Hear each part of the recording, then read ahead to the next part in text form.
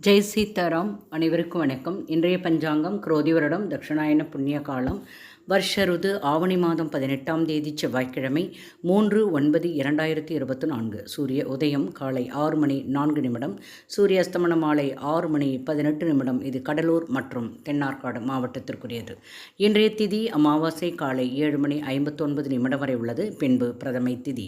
நட்சத்திரம் மகம் அதிகாலை 1 மணி 50 நிமிடம் வரை உள்ளது. பிறகு பூர நட்சத்திரம்.